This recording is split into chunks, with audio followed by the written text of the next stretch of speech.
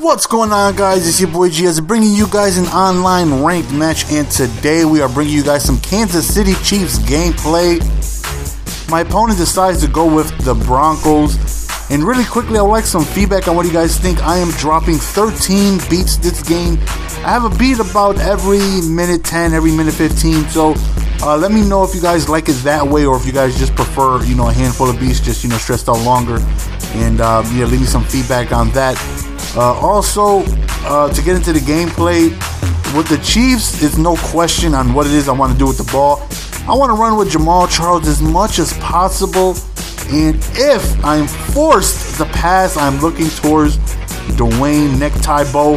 And the Broncos have, really good offense with Peyton Manning, and they got some speed out there with Thomas, and Decker's decent, and but the Chiefs have really good secondary. They got my boy Barry. That man puts in work, and so I'm definitely looking forward to just running the ball and seeing how far Jamaal Charles can take me. So to begin the game, we win the coin toss, so we go ahead and give them the ball first. So he has an opportunity to go ahead and strike first. So here's my chance to, get a look and feel for his offense, to see what it is that he likes to do, see what type of adjustments I have to make to prepare for him. So to begin the game, he does what most people probably would do with Peyton Manning, and that's pass the ball. Right there, he does a hitch route to Thomas for a first down. Next play, he ends up running the ball to get him a handful of yards. And if you guys haven't played with the Chiefs, I know they're very lowly overrated, but I think they're a decent team. They got good cornerbacks, good man-to-man, good secondary. You put Ali at the defensive line, that dude's a glitch. So we'll see if this defense can come through for me, because the Broncos are, with Peyton Manning as a quarterback, he makes any team, really good. So so far we're getting a feel for him. He's mixing it up a little bit. He's not primarily doing one over the other when it comes to passing and running. Another first down right there to Thomas. It looks like he's trying to, get him involved a lot, right? He goes to the left and he ends up scoring a touchdown on an inside streak. So, oh man, is he one of these guys going for an onside kick to begin the game? Come on, son, that's a dirtbag move. We call it timeout. It's not the second half. We'll waste those to put our hands team on the field, and then we switched, and then he went into a regular kickoff. So our first offensive possession, obviously, like I said, I'm going to go ahead and feed Jamaal Charles like he is starving. We're going to give him the ball as much as possible, and we are going to force him to stop the run. So as you see, Jamaal Charles is doing pretty good. Outside of this is why I think this scheme is so very effective, is that if you don't prepare for the pass, you're going to get eat up by the run, because they got some really good running plays out of this formation. But if you decide to send blitzes and things like that, this is possibly the best passing formation in the game. So, there it is. As Jamaal Charles ends up scampering for a touchdown right there on the counter to the right. So now it's 7-7, and now we put our defense on the field, and we're going ahead and hopefully, we're hoping for a stop. We're hoping for something to go ahead and give us the ball back with the potential to get the lead. So, he's passing a lot, so we're just hoping for, one mistake. I always believe in, no matter how great you are in passing, you should make a mistake somewhere along down the line. Somewhere you should make a mistake. You should throw into the computer's hands, or maybe a fumble or something, And right now we just got to be patient and wait. And he's doing pretty good moving the ball. He's got good pocket presence. He's standing in the pocket. He's looking for his open men, and, he's throwing dots. Right here again, he stands in the pocket. He goes towards the middle, but thankfully that right there was dropped. So second down, he's in the pocket again. He's looking, and we get an interception by the QB spy. Look at that QB spy. Obviously, we're not trying to prevent Peyton Manning from running, but that QB spy just stands right over the middle. But speaking of interceptions, I throw my own. I threw that just a tad too late. Again, 9 times out of 10, if you throw that correctly, well, really 10 times out of 10, really, on any route, if you throw that correctly, it's going to be a completion, but I threw it a little bit too late, and I end up getting picked off. Then he ends up capitalizing on my mistake, going up and scoring a touchdown on that streak. So now we are down. And I came out in the onside kick. So he's one of those guys who tries to, once you come out on onside, he tries to squib kick it. And since there's nobody downfield, try to recover real quickly. So thankfully I was able to audible just in time before he did that.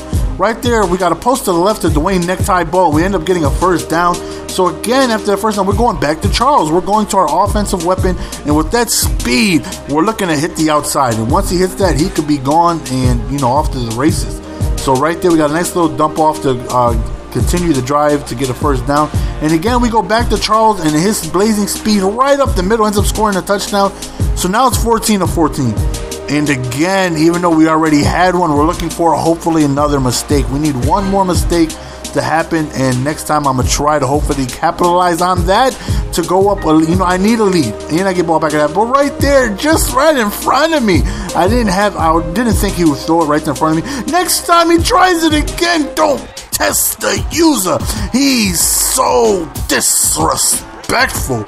Somebody please give this man a link to my channel, and somebody please get away from Eric Berry and let him celebrate. We just got a pick 6. You may fool me once, but you're not going to fool me twice, son. You try to throw it in front of me, you must not seen the PSN name that I got.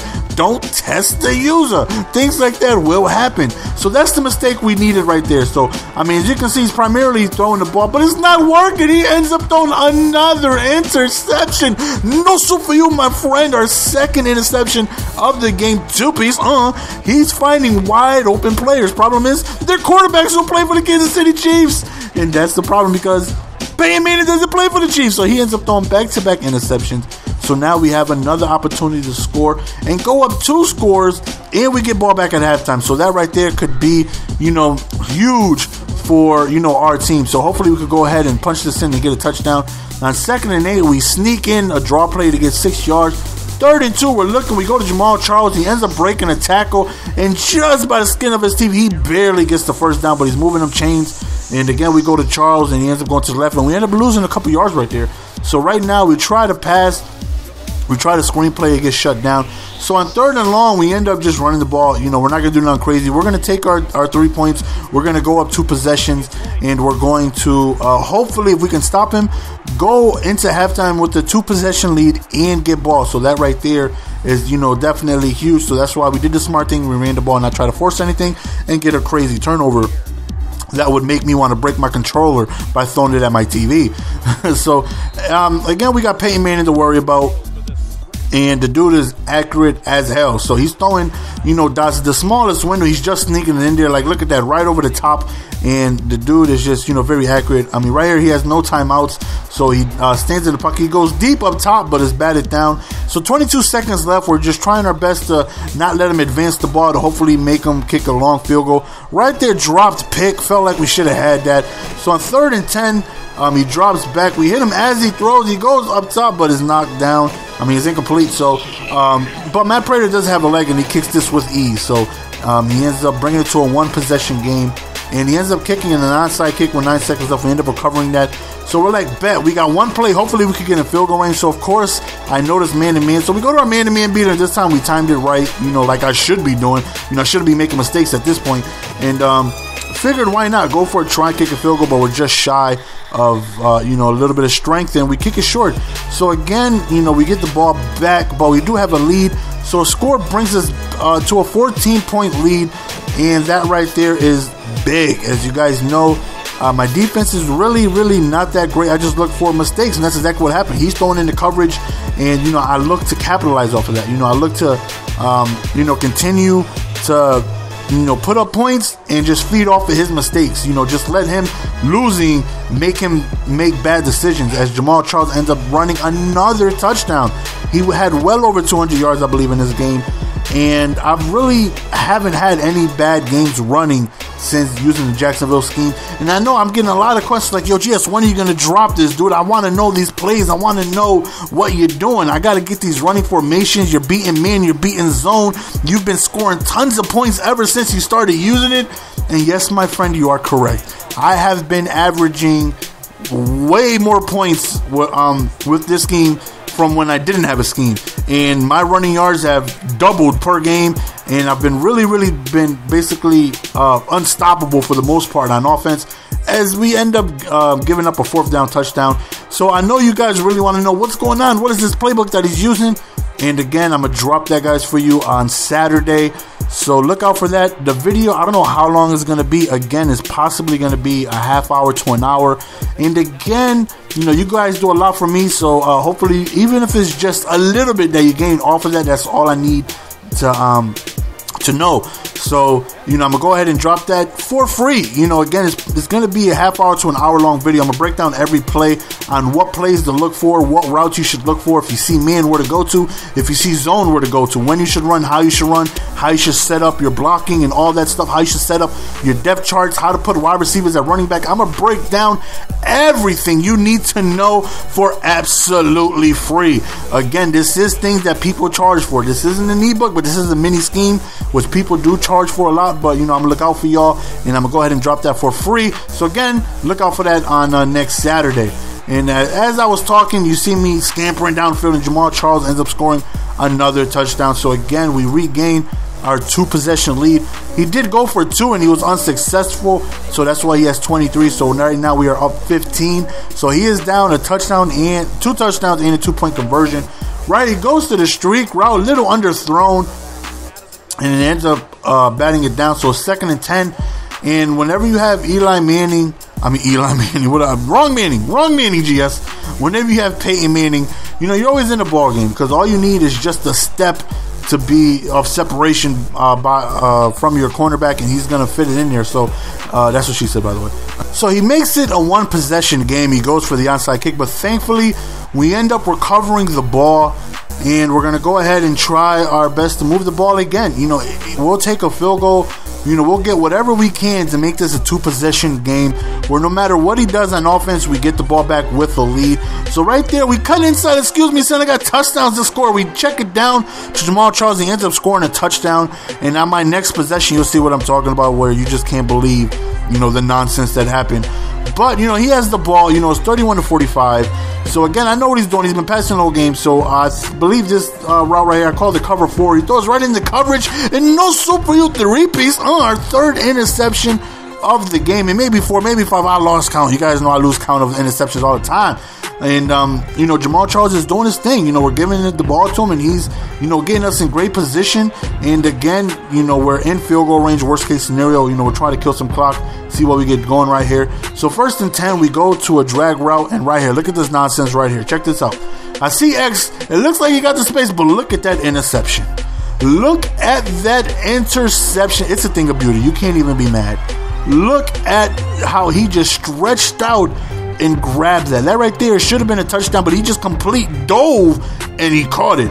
And my jaw dropped, and I'm like, you've got to be kidding me. When things like that happen, it just doesn't, it means that it's not going to go good for you coming up. So the very next drive, he ends up scoring a touchdown, and now it's a 1-possession game again.